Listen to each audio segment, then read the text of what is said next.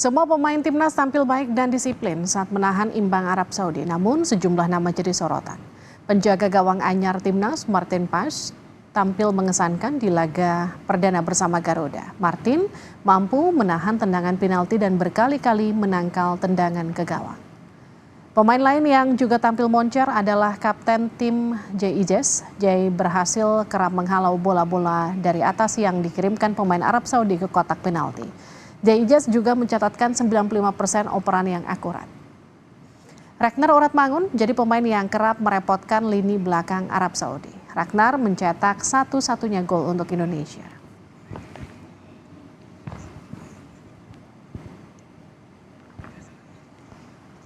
Hasil imbang lawan Saudi membuat Indonesia berhak mengumpulkan 1 poin di kualifikasi Piala Dunia Zona Asia Grup C. Kini Indonesia ada di peringkat 4, poin Indonesia lebih tinggi dari Australia dan Cina yang sama-sama menelan kekalahan di laga perdana. Jepang jadi pemuncak sementara berkat kemenangan mencoloknya 7-0 atas Cina.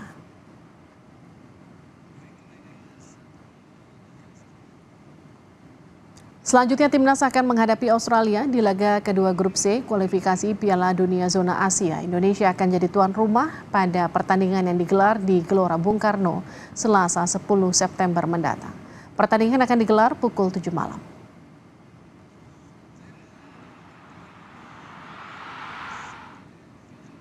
Indonesia akan berhadapan dengan Australia Selasa pekan depan usai menahan imbang Arab Saudi 1-1 di babak ketiga kualifikasi Piala Dunia 2026. Zona Asia Grup C Jumat dini hari tadi. Lantas bagaimana peluang Garuda Muda menuju Piala Dunia 2026 mendatang? Kita kupas lebih dalam bersama pengamat sepak bola Wesley Hutagalung. Bung Wesley, selamat malam. Selamat malam, Mas Edi. Hasil imbang Indonesia kontra Arab Saudi tadi malam itu sangat mengejutkan karena di atas kertas Arab Saudi jauh lebih unggul dibanding Indonesia. Tapi bagaimana Anda melihat hasil pertandingan malam tadi?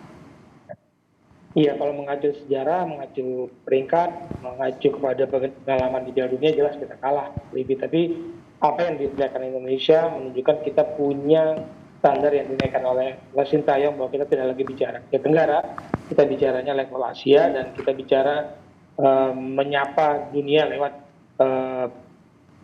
pertandingan di Piala Asia kemarin dan sekarang kualifikasi Piala Dunia. Satu hal yang sangat membanggakan dan saya tidak tidak heran dengan hasil ini. Bahkan tadi sempat saya pikir kita bisa dapat 3 poin dengan penampilan yang bagus di babak pertama. Jadi Anda sudah menduga bahwa Indonesia akan punya hasil yang positif malam tadi? Iya, melihat penampilan Arab Saudi di kualifikasi kedua, bagaimana mereka cuma menang 1-0 lawan Tajikistan, imbang 1-1 lawan Tajikistan di kandang lawan, kemudian kalah juga dari 3 pertandingan yang dipegang oleh Roberto Mancini. Bagaimana mereka kalah itu, saya melihat dan meyakini Arab Saudi saat ini sedang tidak baik-baik saja, beda dengan Arab Saudi yang mengalahkan Argentina kemarin di Piala Dunia atau yang sudah 6 kali main di Piala Dunia. Jadi momentum kita sedang naik, Arab Saudinya sedang turun. Jadi ketika babak pertama dimulai, saya yakin terdapat poin. Kalau dari laga malam tadi, siapa yang jadi rising star dari timnas Indonesia? Iya, berarti saya nggak ingin menyebut 1-2 pemain, karena semua pemain berperan masing-masing dengan tugasnya, tapi semua sorotan pasti kepada Martin Paes yang baru bergabung. Bagaimanapun juga tidak mudah untuk membangun chemistry kepada tim yang baru dia kunjungi ya, belum pernah bertemu dengan pemain-pemain yang lain, tapi penampilan dia, ketenangan dia, itu sangat membantu JSS memimpin pertandingan di lini belakang.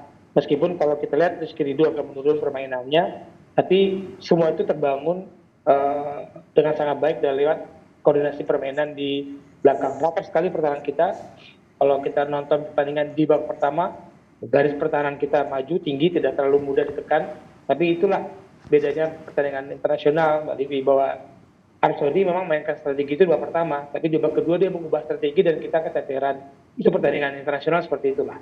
Bung Wesley, pemain inti kita kan dikatakan hasilnya sangat positif seperti yang kemudian terjadi malam tadi. Tapi bagaimana dengan pemain-pemain cadangan kita?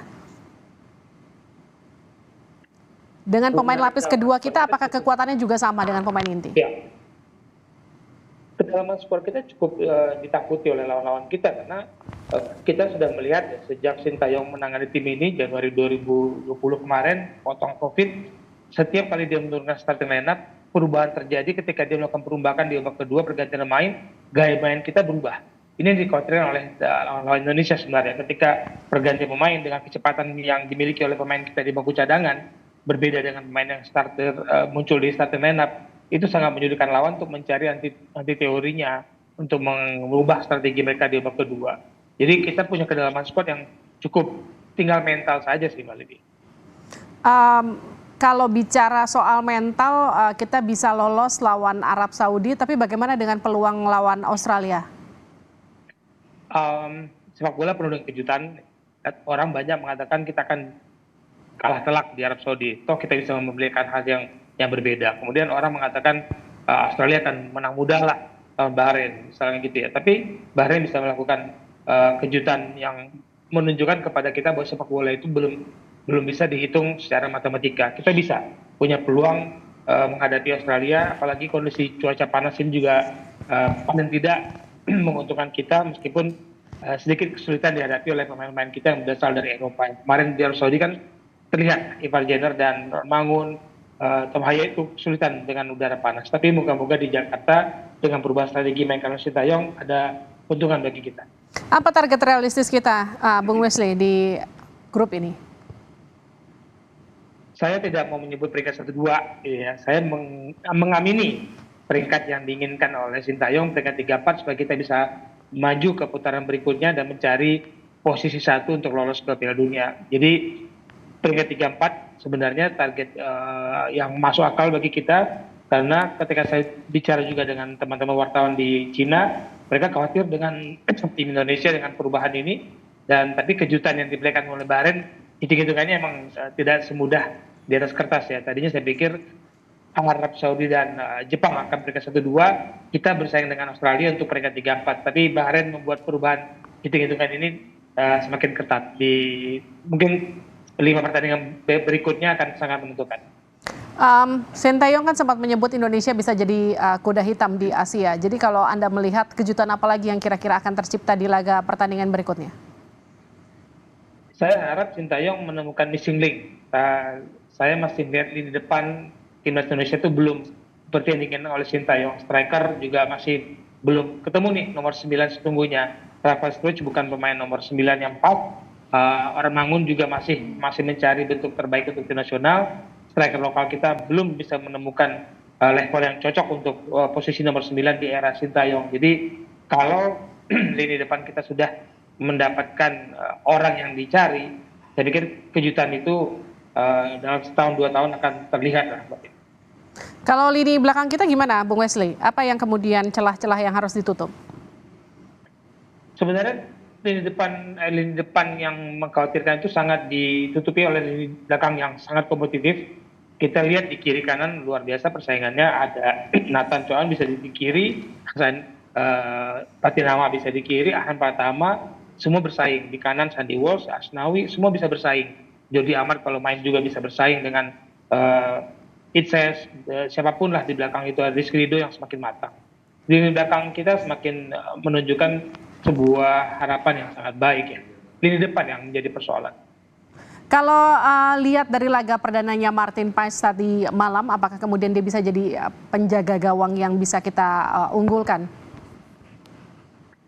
Kalau bicara level permainan jelas berbeda ya dengan level kiper kita yang bermain di Liga Indonesia. Bahkan saat ini saya memang coba kita hitung deh berapa banyak sih klub di Liga Indonesia memakai pemain kiper asing. Itu menunjukkan ada kepercayaan lebih kepada kiper asing untuk menutupi sisi pertahanan kita. Jadi kehadiran Martin Paes bukannya saya mengecilkan arti Hernando Ari, Nadeo dan kawan-kawan, tapi memberikan perubahan yang rasa-rasanya akan menumbuhkan kepercayaan diri di belakang di JHS dan kawan-kawan. Oke, terima kasih Bung Wesley sudah bergabung bersama kami di Sapa Indonesia Malam. Sehat-sehat selalu.